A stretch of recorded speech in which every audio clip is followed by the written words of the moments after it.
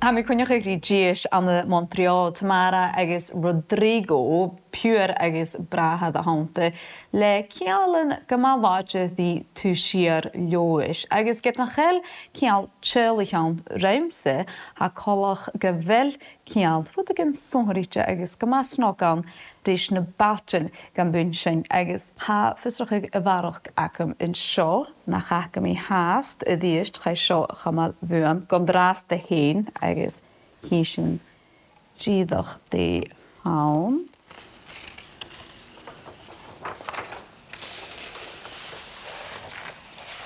Wain fyddi ha gra.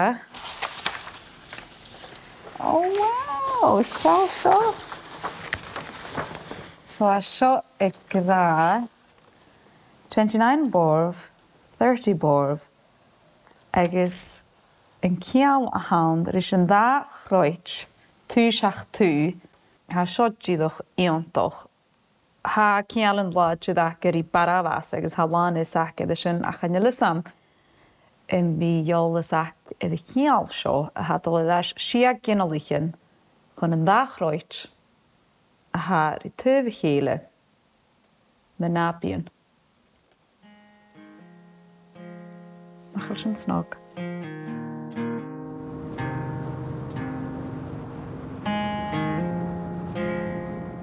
Y heilig edd cial ri Lewis, rygig na rubelars an the chili, ag is yn cial chilisyn edd y rhywnsach eich mar ha. This is the family tree of the South American branch. I remember my father talking about the Raquela aunt, but the others. The Daniel name keeps going. Yeah, here. yeah, that's another Daniel name fact. seems to keep going up to where is this? Yeah. It's in Santiago. 1947. Yeah. Okay.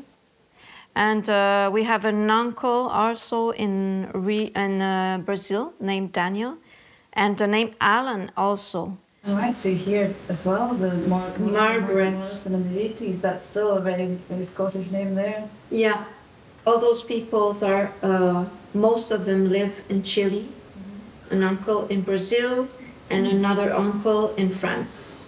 And this is a very nice document. So we have some information here and his picture.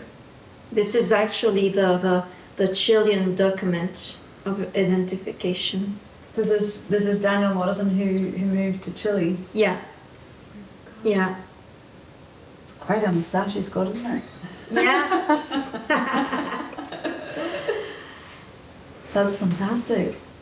I know that some of the brothers emigrated to Canada. And this is the Canadian branch, which here we don't have contacts with any of them. It's more like on the Florence side.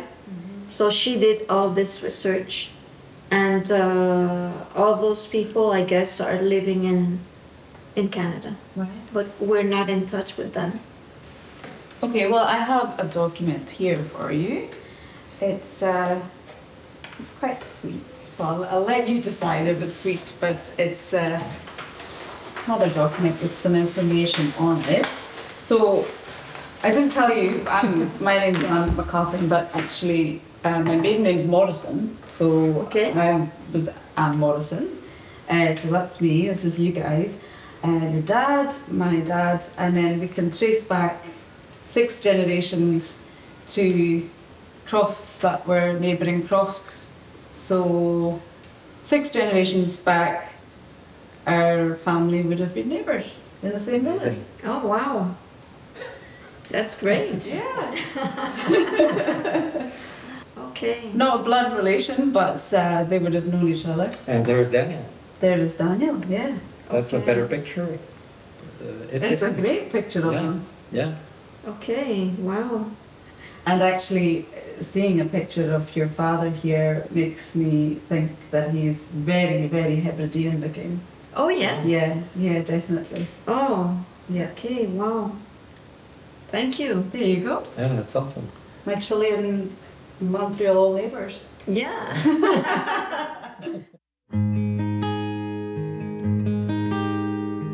chéile ha Rodrigo agus Tamara a gobuth na loch jaalain. Rodrigo na fuam. E chlárig sa cruthachig soundtracks et son gemanen video. I started as a musician and made friends with sound designers, other people working for video games. Got into it as a composer first and then got into sound design. A full post-production process for games. Just fell into it 15 years ago. Part of the sound designer's toolkit, slime. Naturally. And compressed air. Okay. So we're ready with a little microphone setup right here. So first thing first, let's have you test the slime process. Very simple. You just... Oh, wow. Okay. So go ahead. I'll right. place the microphones. And you're recording this, are you? So yeah. Ooh. So about here. Yeah.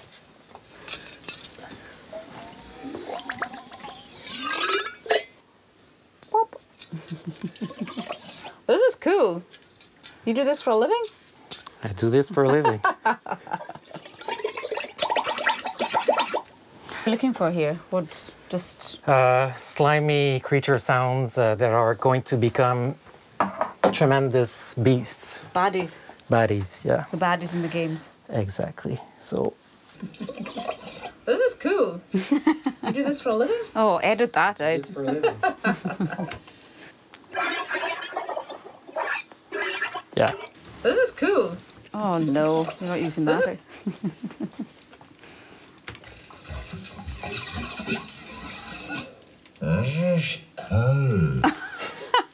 You made me a baddie. So I found out through my dad, whose grandmother is a Morrison. So that's the very vague idea I had about the connection to Scotland. A Morrison that immigrated to Chile and then had kids in Chile. Those kids, which was my grandfather, give birth to my father Avelino, who immigrated here in Montreal. So that's the connection, very far away. It's unexpectedly getting closer. How much of a difference does it make? Yeah, somehow it's as basic as thinking, oh, that's why I look like this, and not more of a dark-skinned Chilean, like friends or even cousins, even family members who have much more of a darker-looking skin. So yeah, very simple, very basic. That vague idea of Daniel moving to Chile for a reason I have no clue what that means. Where did that come from? What's the idea behind that? I can just suppose stuff, and I don't like just making a supposition. I like facts. It's still vaguely mysterious. I don't feel like I feel like it's quite distant. Makes me want to travel and discover more.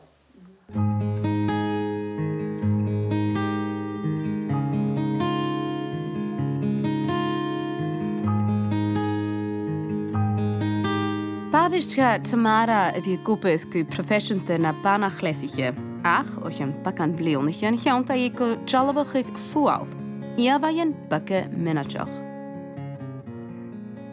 My mother was a florist, so I always did crafts with my hands with my mother, and then I discovered this all this textile world.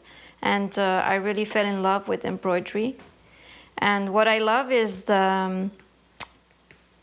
you're like in a bubble, you know? You're in your own world. You're very focused on something. And all the gestures are so precise. And you get in a space where there's nothing else than you and doing the work. And you forget about everything. And it's like... Sometimes it's like a therapy.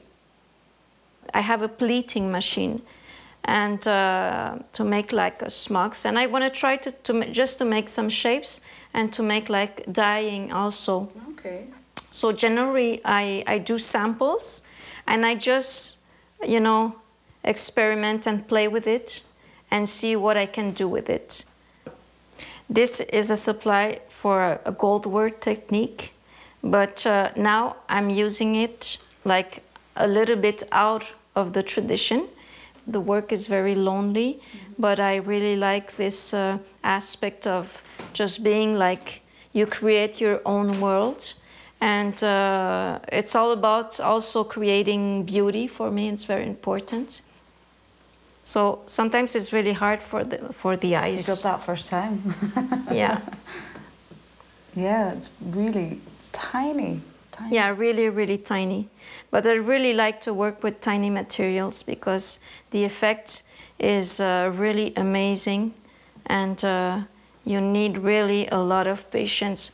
Tell me about your own family history and when you first came to learn of your Scottish connections, your Scottish ancestry. This was in 2010 at first. So I've got a call from Florence Wilson. So she's a Canadian. Unfortunately, she passed away a few years ago. But she called us in Montreal, and she said, "Hi, we are connected. We are from the same ancestors from Scotland." And that's where I learned that I had, well, actually my great-great-great-grandfather was from Scotland, from Barvas, Lewis. And she discovered that there were many branches. So this ancestor, he went from Scotland to Chile. And there's another branch, I think his brothers went to Canada. So she was connected to the branch of Canada, and I was connected to the branch of Chile. With my parents, we go from Chile to Canada. Since I was a teenager, I wanted to go and travel. I was always very attracted to Europe. I never knew how come, but my first trip to Europe was to Paris, because actually I have an uncle, Morrison, also descendant from his ancestor is Daniel Morrison, which is my ancestor, and he lives there.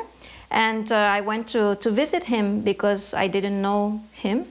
And so I have two cousins and my uncle and aunt in Paris. How did it make you feel when you found out about that Scottish connection in your family? At first it was like a nice story, but I wasn't interested that much. But since like 1 or 2 years, I don't know, I just took all the documents, trying to understand all those connections. I want to know more my roots, you know, but the original roots. And I wonder if this attraction to Europe I always felt maybe comes from there. And once also 10 years ago, I was in search of my Chilean roots, but because I was born in Chile, and we left Chile when I was 3 years old with my parents. So I consider myself more as a Canadian. I'm more from the north, you know. It's really different, the mentality or the feeling of the north and south, even though I feel I have South American roots.